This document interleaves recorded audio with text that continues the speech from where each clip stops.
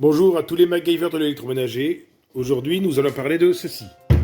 C'est une pompe de chauffage Bosch, donc qui équipe les lave-vaisselle des marques Bosch, Siemens, Neff, Gagno, Viva et sûrement d'autres marques vendues dans d'autres pays.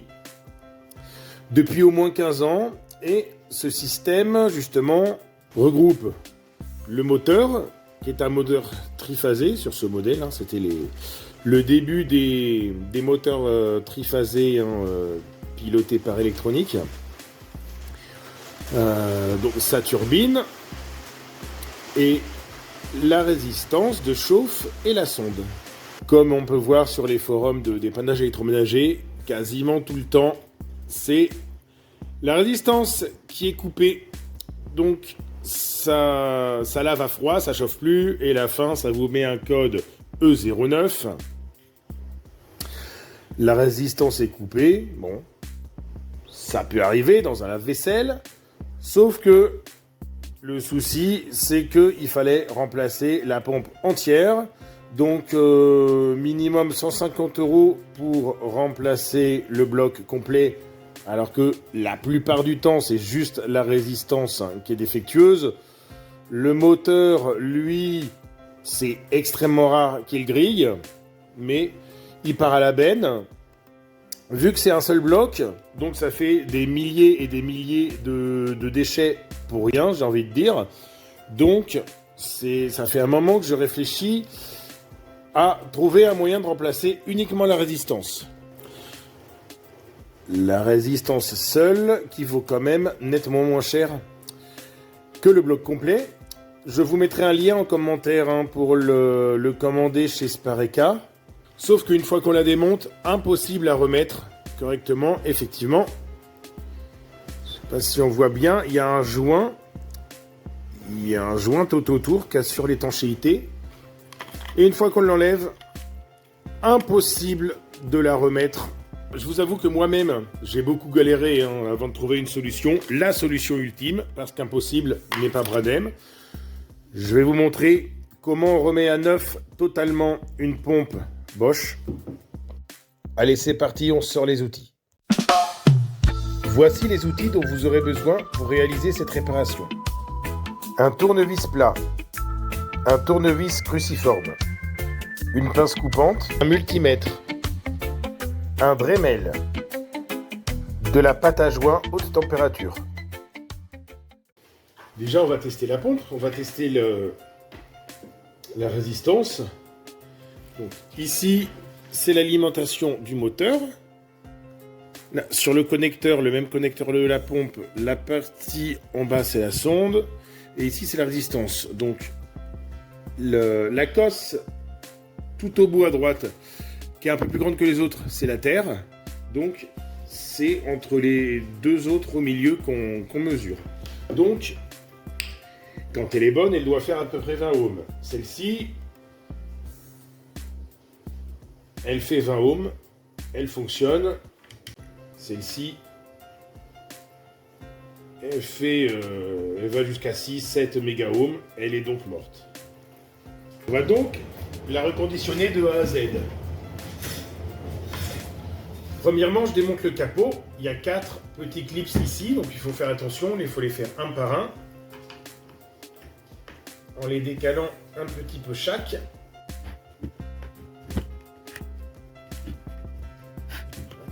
Plus qu'à faire levier. Voilà, en même temps, elle est extrêmement sale, elle aura besoin d'une bonne douche. On va déjà extraire le joint du bas. Faisons attention de ne pas le déformer. On l'attrape une fois qu'il est un peu décollé. Là, c'est bon. Donc, on a enlevé ce joint.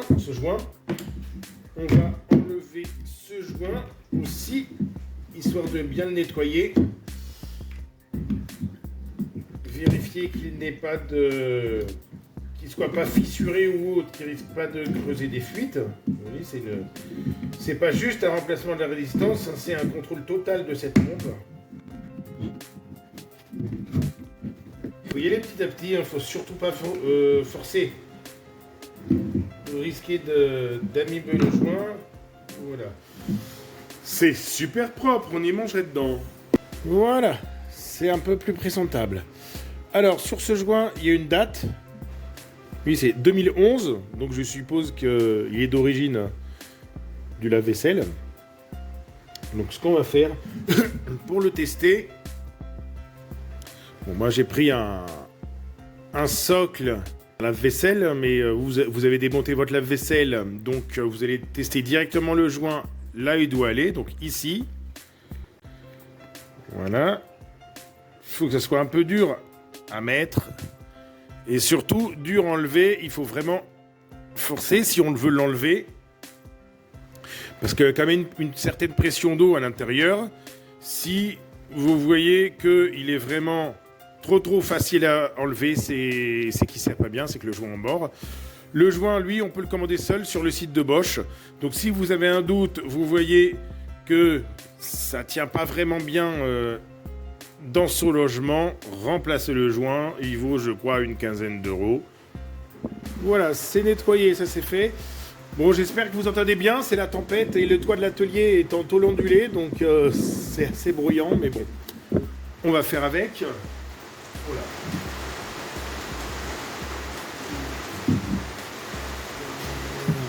Oui. Déjà, on va maintenant enlever la résistance défectueuse. Donc, ce qu'on va faire levier ici. C'est assez facile à enlever. Voilà. Elle y va directement. Et bah, effectivement, on voit ici, elle est coupée ici. On va enlever la petite turbine aussi. Petit tournevis plat. Il y a des encoches ici. On fait levier sur quelques millimètres. Et normalement, ça devrait partir tout seul. Voilà. Voilà. Juste histoire de faire un peu de place à l'intérieur. Impossible de le remettre correctement à cause du joint qui est prisonnier dans le petit carter en métal. Donc l'astuce, on va tomber le carter en inox. On va procéder de cette manière. Prendre un petit tournevis plat et bien l'aiguiser. Il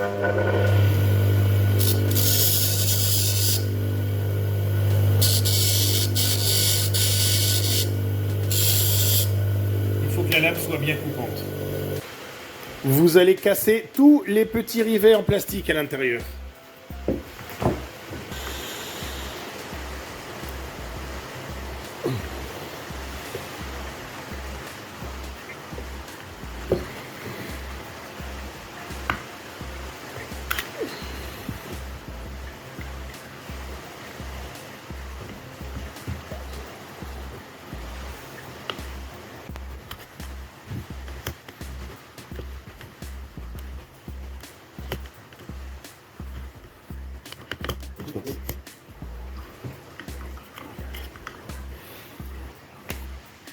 Maintenant que le carter de protection est solidarisé, on peut l'enlever facilement comme ça.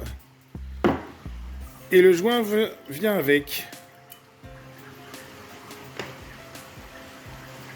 On se retrouve avec la carcasse supérieure nue qui va passer un coup de nettoyage. De l'eau chaude, une éponge, du savon.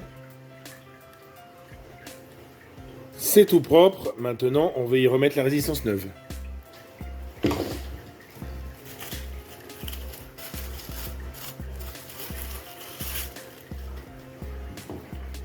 Alors attention, erreur à ne pas commettre. Elle a un sens. Il y a un petit espace de 1,5 cm à peu près, toujours du côté de la sortie d'eau. Donc, on remet la résistance. C'est comme ça. Et non pas comme ça. Alors, on remet d'abord le joint au bord de la résistance neuve. Donc, repère, ici où commence la sérigraphie des résistances, on le positionne à peu près comme ça.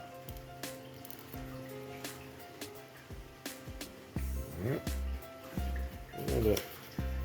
On le met en place, on le présente ici. Et c'est là qu'intervient le moment le plus délicat.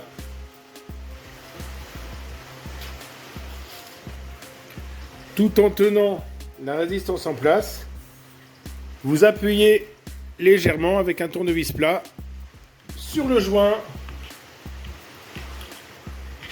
pour qu'il rentre dans la gorge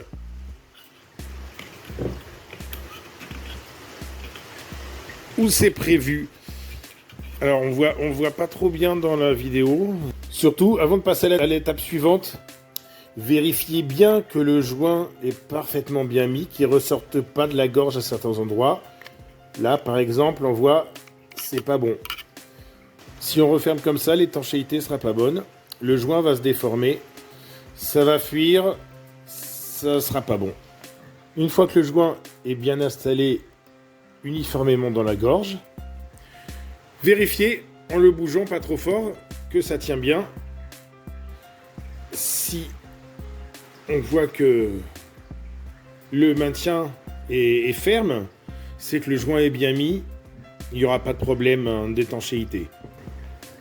Alors, une astuce, si vous avez du mal à enficher le joint correctement, mettez un petit peu d'eau savonneuse par-dessus, mais pas trop, parce que si vous en mettez trop, là, ça va partir dans tous les sens. Donc, vraiment, un tout petit peu d'eau savonneuse pour faciliter l'insertion du joint.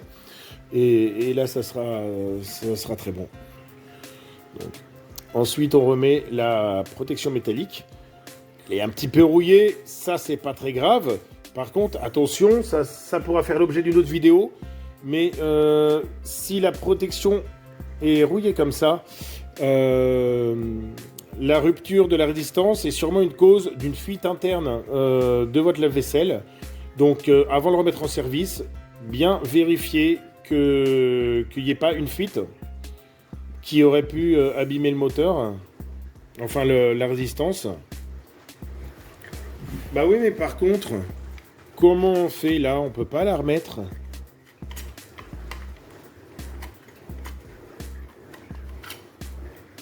Alors, on va utiliser un Dremel si vous en avez un, sinon une meuleuse ou une pince coupante, en faisant très attention de ne pas déformer la structure parce qu'elle est vraiment fine. On va juste couper cette partie-là.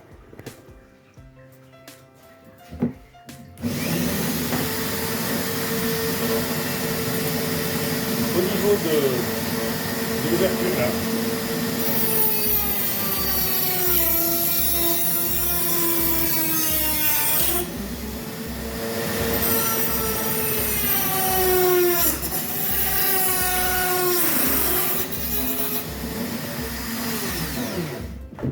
on peut même biseauter un peu pour faciliter l'insertion. Voilà. Comme ça, et il coulisse vraiment sans problème. Voilà. Avant de la refermer, on n'oublie surtout pas d'y remettre la turbine, sinon ça va beaucoup moins bien marcher.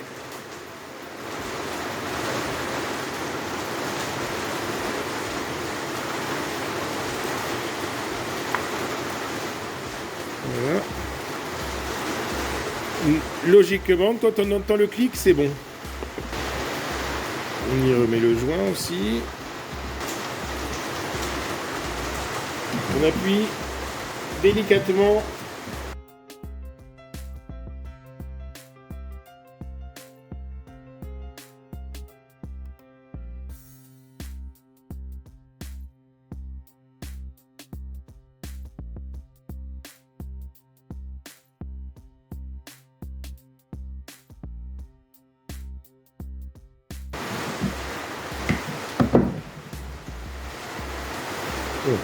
Après, si sur votre pompe, le joint est propre et semble en bon état, vous n'êtes pas du tout obligé de l'enlever. Ça sera déjà ça de moins à faire. Par contre, vérifiez bien ce que je vous ai dit au début par rapport à l'emboîtement.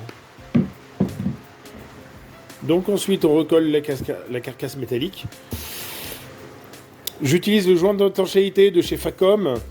le silicone gris, surtout haute température, parce que bon, c'est quand même une résistance, ça chauffe.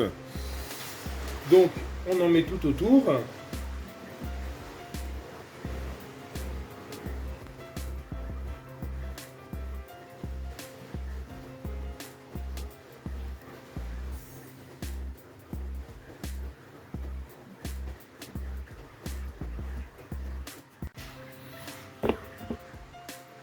Voilà, on égalise un peu. Du moment qu'il y en a partout et que ça assure... bon, l'étanchéité, elle est maintenue par le joint, mais que surtout, ça n'empêche pas le joint de partir avec la pression de l'eau. On la remet ensuite en place, en prenant bien soin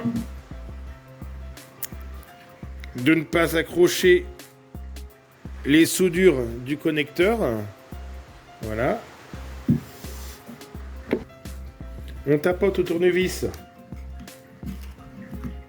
de part et d'autre en faisant très attention de ne pas décaler la résistance. Voilà, il n'y a pas besoin d'appuyer comme un malade.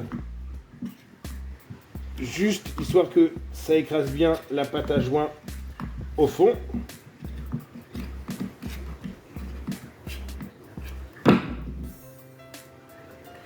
Alors, je ne sais pas si on voit bien. On voit la pâte à joint dégueulée par le petit trou. C'est parfaitement normal et faut les laisser ici. Ça, faut les laisser en place. Hein, ça assurera le maintien correctement. Ça va pas gêner le passage de l'eau parce que l'eau passe à l'intérieur, pas à l'extérieur. Une fois que ça va sécher, ça sera comme ça aussi solide que les rivets plastiques d'origine. Alors, la colle dit séchage complet 24 heures. On est bête et discipliné, on attend 24 heures. 24 heures plus tard. Alors, on y remet le joint inférieur tout autour de la résistance comme ça. Alors, on la reclipse. Là, il n'y a aucun doute possible de la mettre dans le mauvais sens.